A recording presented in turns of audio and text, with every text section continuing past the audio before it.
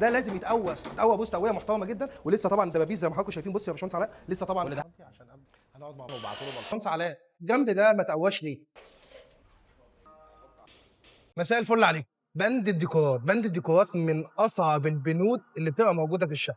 بند الديكورات بيحتاج متابعه، اشراف، فكر، نظافه، خلاف كل ده طبعا بند الاستلامات. طب نتكلم احنا في الموقع اللي احنا موجودين فيه ده. احنا طبعا بنجيب الخشب زي ما حضراتكم شايفين. الخشب اللي موجود في الموقع اهو، خشب الموسكي بيتم تقطيعه نعمل بيه العلفات. بالمناسبه ده الخشب الكونتر اللي بنعمل بيه الوحدات. خشب الكونتر فرق عن ام دي اف، ده بنعمله في الوحدات. اهو خشب الكونتر شايفين السدايب كلها سدايب محترمه جدا. ده اللي بنعمل فيه الوحدات اللي هي المعلقه عشان تكون متينه. طيب بند الديكورات بقى، بند الديكورات ما بنحتاجش فيه كونتر، بنحتاج فيه الواح ام دي اف. بنجيب اللوح الام دي اف نعمله سي ان سي زي ما حضراتكم شايفين كده. في طريقتين للتركيب. اول طريقه ان انت بتحط لطش تلزقه بمسامير بسيليكون على الحيطه على طول. تاني طريقه ان انت بتعمل له العلفات. طيب العلفات طبعا بتبقى طريقه مكلفه وبتبقى طريقه بس هي الاصح والاحسن. ليه؟ لو لا قدر الله الحيطه دي جالها رطوبه، لو مع معدل التمدد والانكماش اللوح بيفصل. طيب احنا موجودين هنا عملنا العلفات. معانا هنا عمود لو انتم شايفينه من فوق كده، سوينا الحائط كله بالكامل. معانا الدورانات كل ده هيتحط فيه ليد، هيتحط فيه تفاصيل كتير جدا.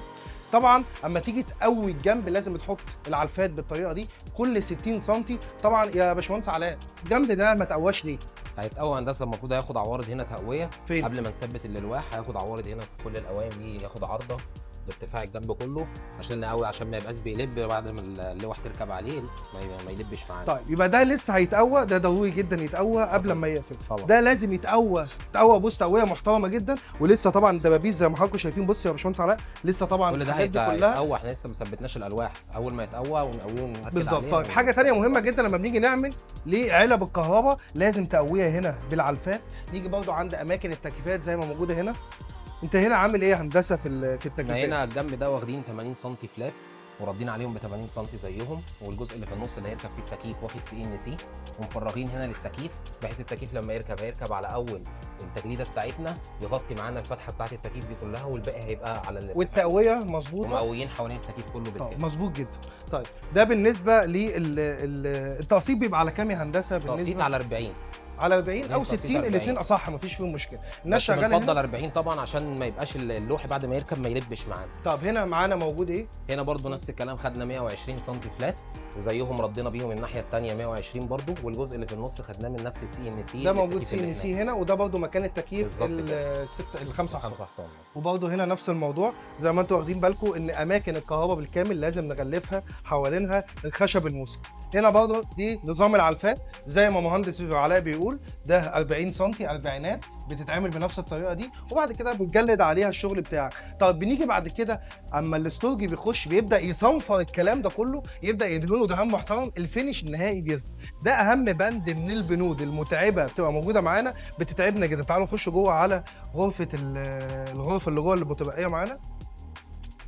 موجود معانا هنا الباب المصفح. طبعا احنا الابواب الالموتال الحاجات دي كلها بتتركب. تعالوا نخش نشوف المطبخ كده. المطبخ هنا موجود الباك سبلاش معمول من البورسلين، وبرضه الحته دي كلها هتظهر من المطبخ. فكل ده متغلف، لازم نغلف على الكلام ده كله. الارضيات كلها متغلفه. الالموتال متورط في الموقع موجود زي ما انتم شايفين هنا كده. ده هيتركب ان شاء الله بعد مرحله الديكورات. نخش على ظهر السريرين. موجوده ظهر السريرين برضو احنا معلفين بالكامل. علب الكهرباء زي ما انتم شايفين. شوفوا الشغل يا جماعه. ظهر علب الكهرباء لازم تتقفل بالطريقه دي عشان ما يبقاش فيها مشاكل. اصبح ان انت لما تيجي تجيب السريرين اللي هنا مش محتاج سريرين بظهر، انت اوريدي صنعت الظهر موجود في الموقع ولازم يتعلف بالطريقه دي ويتقوي. طب يا باشمهندس احنا لما نيجي نركب الشغل ده كله، الخشب من تحت هيركب له وزر على الخشب عشان نحافظ على الخشب. لا قدر الله لو في ميه في ست البيت بتمسح او في اي مشكله معانا، كل ده هيتحافظ عليه. هنا كان فرش السريرين تحت الشباك، ما كانش قدامنا حل غير كده، ولكن انتوا هتشوفوا بقى بيت الستاره هنا هيتعمل بطريقه شيك جدا زي ما انتم شايفين هنا. شوفوا كميه الستاند اللي محطوطه هنا هيبقى تحت السرير، وبيت الستاره هيبقى هنا، هيبقى حاجه تحفه التحفه.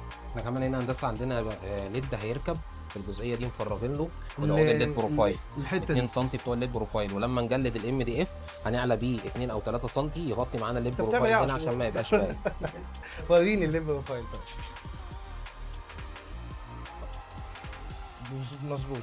بس في هنا اه دي كده فيها هنا 2 مللي هنا عايزه تطلع. هنا ده الليد اللي انت بتتكلم عنه. مظبوط يا هندسه.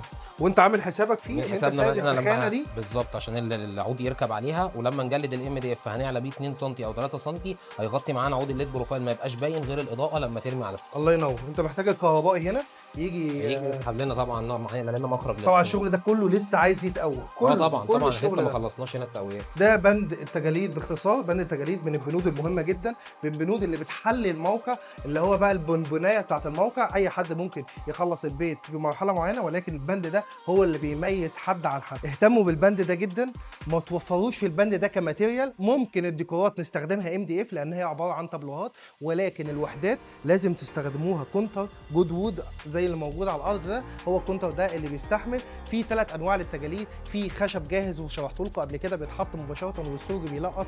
في الخشب اللي هي اللي موجوده هنا دي بتحتاج ستورجي، بيحتاج سواء دهانات اسطو لو هي الخشبه السمره موجوده فيها، او ساده من دي بتحسب دهانات دوكو. دي ان شاء الله هتشوفوها في الفينش، وهتشوفوا الشقه مدينه نصر هتطلع عامله ازاي في بند الدجاليد. شكرا.